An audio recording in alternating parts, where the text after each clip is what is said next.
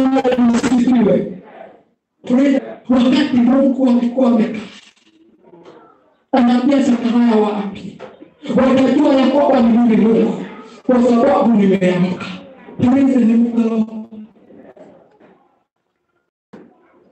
Wakati Mungu alikuwa amekaa, sio kwamba alikuwa amepesa. Bwana apewe sifa.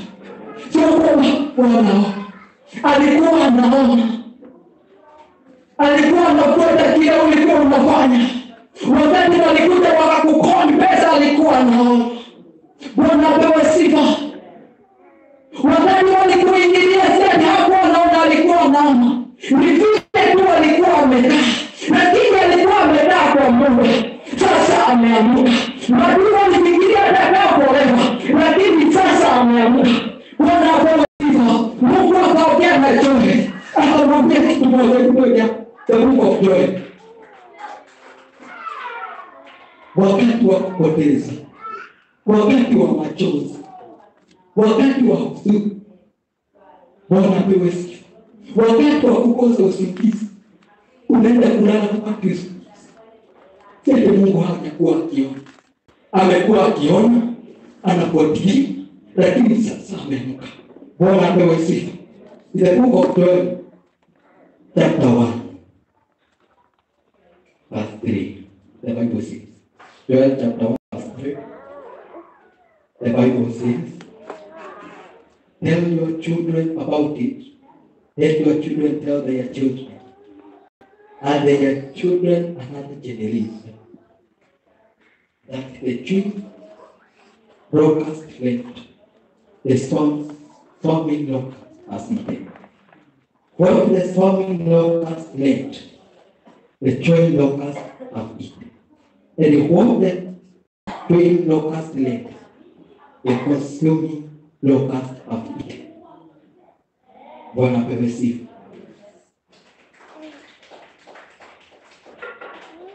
Nabii Joel akaona shida Israeli. Na hii shida ilikuwa ya zike. Biblia inasema shida ni kama iliingia pole pole. Shida ya kwanza iliingia na tunutu. Inaitwa what do you call it in Kiswahili? Ndio za kwanza. Tunutu. Bwana apewe sifa. Tunutu wakaingia. Kuna kile walikula, lakini hawakumalizia. Kukakuja zile. Biblia inasema tunutu walichobakiza kililiwa na zile. Bwana apewe sifa. Kile zile walibakiza kililiwa na balaa. Kile balaa walibakiza, Bwana apewe sifa, ikaliwa na madomato. Ilikuwa process. Wakati Shetani aliingia, Bwana apewe sifa, kuna process ya kwanza ambayo alichukua, hiyo akakula. Kukakuja process ya pili, nayo akakula. Ilikuwa pole pole tu. Ya kwanza ilikaa kama msaha. Bwana apewe sifa. Lakini halikuwa msaha. Ya kwanza ikaenda, ya pili ikaenda, ya tatu ikaenda, ya nne ikaenda, wakaachwa patupu. Bwana apewe sifa. Amen. The passwords were kuna kile walikula, kuna zile walikula. Bwana apewe sifa. Hizo zingine kako walipokuja ama parale, kuna zile walikula.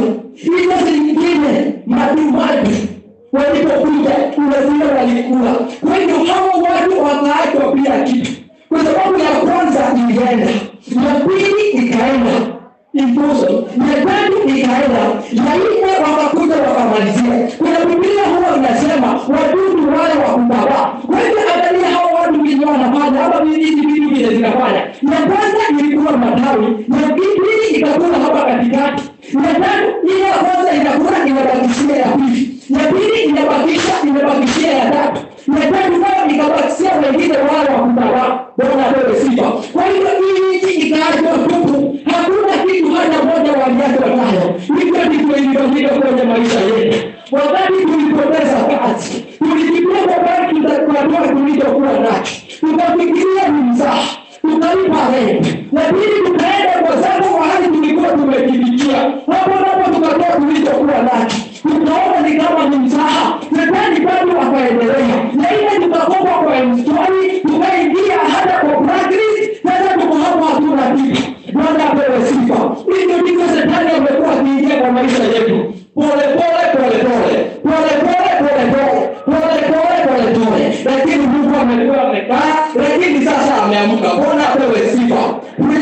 the Lord. Wakati Shetani aliingia kwa familia zetu, alikuja polepole, akaanza pale tu. Tunaona ni kama ni mchezo. Akaenda ya pili, step ya pili.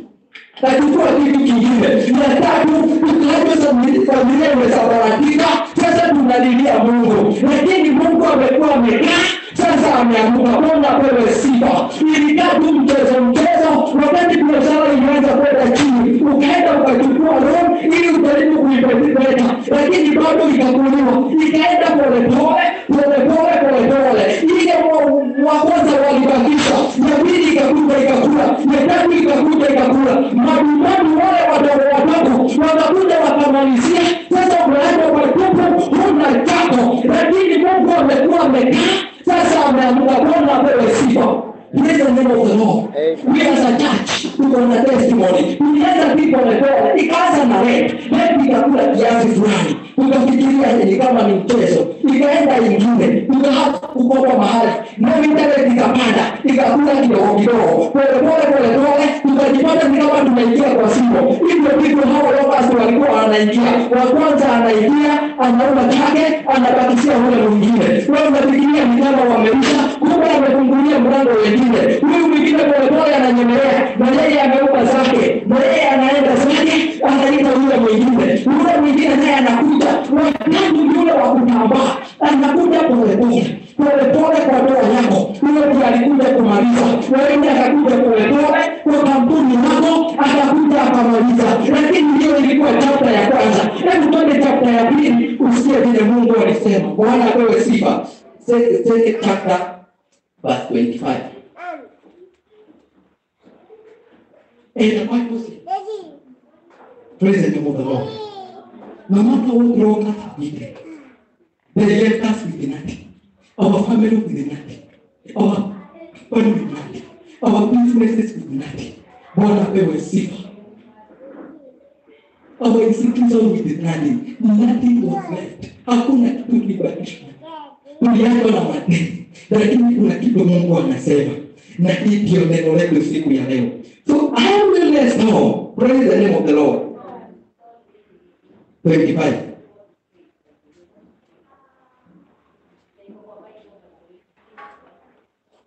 So I will let's talk to you the ears. The swamp locust has eaten. The growing locust. The consuming locust. And the chewing locust. My great army will I set about you. Praise the name of the Lord. Si tusome kwa Kiswahili kidogo tu. 25. Nami nitawarudishia hiyo miaka iliyokuliwa na nzige na parare na madumani na tunutu. Jeshi langu kubwa lililotuma kati yenu.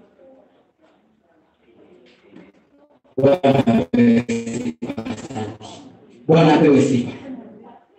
Mungu walikuja wakakula. Walakula. Bwana apewe sifa. Sio wakakuja wakakula. Bwana apewe sifa. Sio ni Mungu hakuwa anaona. Mungu alikuwa anaona. Madumani wakakuja wakamalizia. Tukaachwa bila kitu. Bwana apewe sifa. Lakini Mungu alikuwa anaona. Alikuwa amegoja siku yake ifike ili aamke. Hiyo ilikuwa chapter 1. Bwana apewe sifa. Tulizopoteza. Kwa sababu tumepoteza. Tulizopoteza. Hapo mbele. Ni mingi. Lakini chapter ya pili. The second chapter. Mungu anasema I'm coming to restore the wasted. Yes. Praise the name of the Lord. Kabla twende kwa miaka. Anasema nitawarudishia mlitopoteza. Kila mlitopoteza, Bwana apewe sifa. Anza kuhesabu ulitopoteza. Wakati ulifungwa kazi kinodharau, kila ulipoteza. Wakati ulilemewa kulipa karo shule, kila ulipoteza. Wakati ulipoteza familia, nini ulipoteza? Wakati wako alikimbia, nini ulipoteza? Wakati mume wako alienda, nini ulipoteza? Wakati ulipoteza pesa zako ulikondiwa, nini ulipoteza? Wakati biashara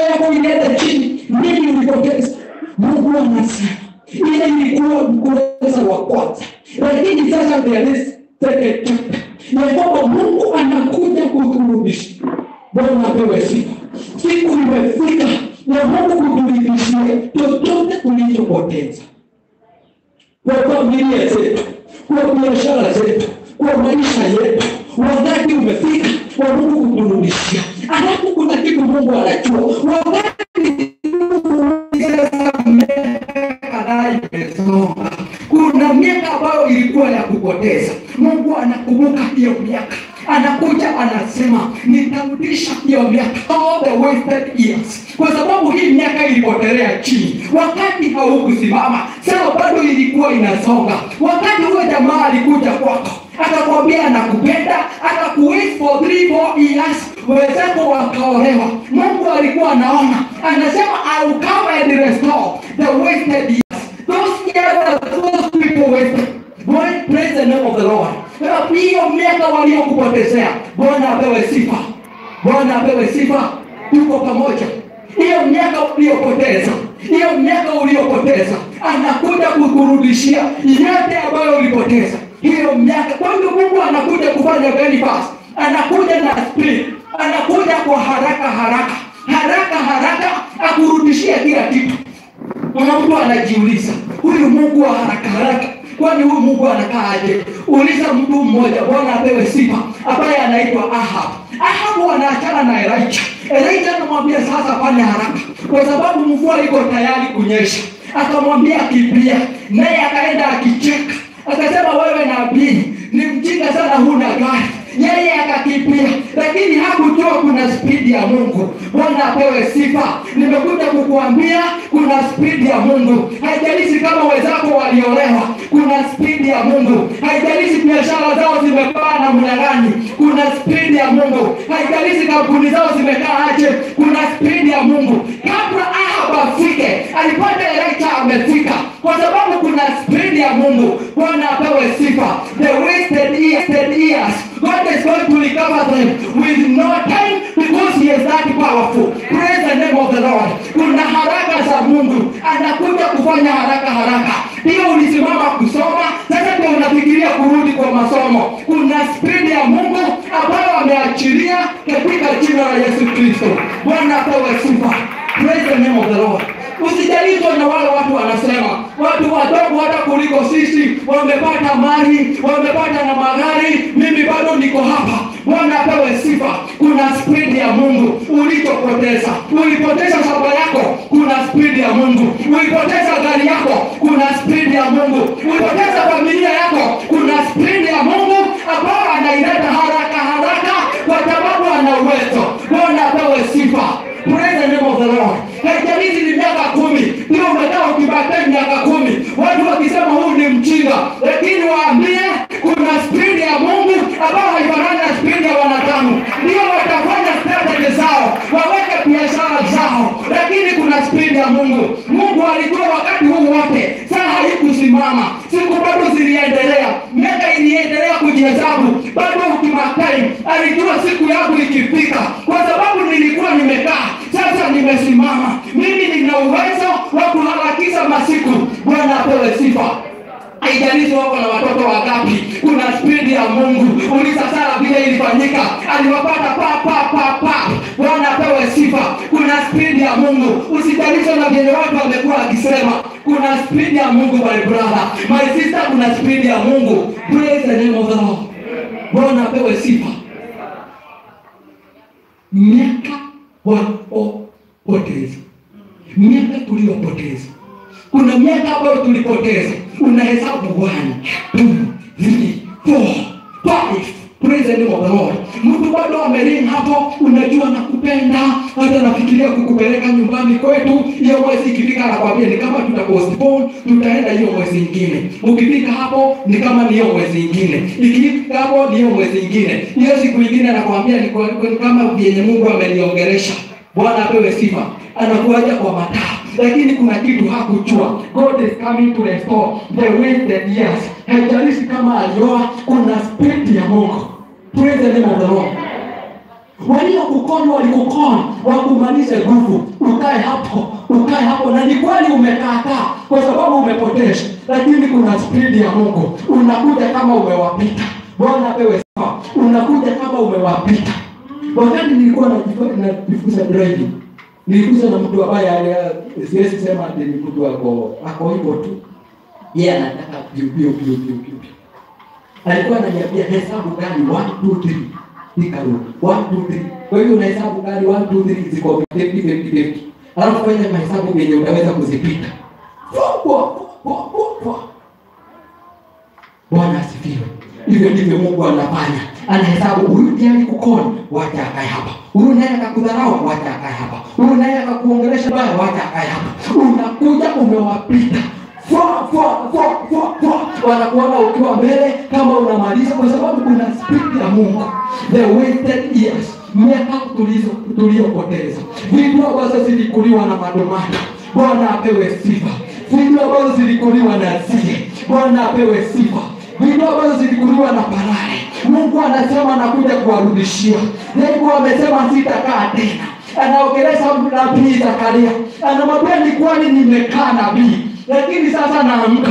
Watu watajua nimekuwa. Si ati ni kwamba niliisha. Hapana, Mungu amekuwa amekaa. Si ati kwamba Mungu wetu alitusahau. Hapana, amekuwa amekaa. Lakini sasa anaambia Zakaria, sasa naamka. Bwana apewe sifa. Nimekuwa nimekaa najiangalilia mambo, lakini sasa naamka. Na naendelea kuambia Joel ya kwamba miaka waliopoteza nakuja kuwarudishia. Bwana apewe sifa. Nakuja haraka. Kwa hivyo watu wangu msi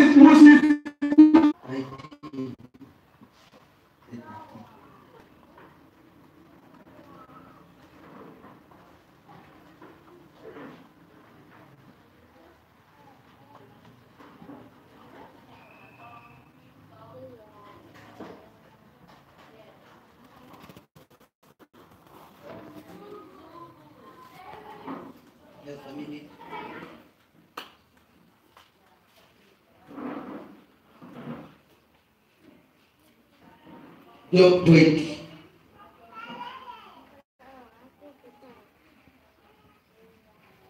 Nitaipata. Masomo yangu nitaipata.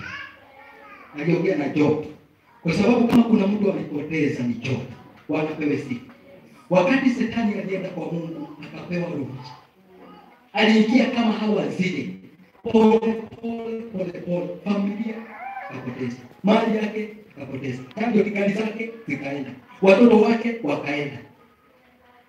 Health ya mwili yake ikaenda. Huyu mzee akaachwa bila kitu. And that's why he was saying, naked I came to this world, and naked I will go back. Ukisikia mtu akifika hapo kuomba hiyo maombi, ni mtu ambaye ameishi kabisa.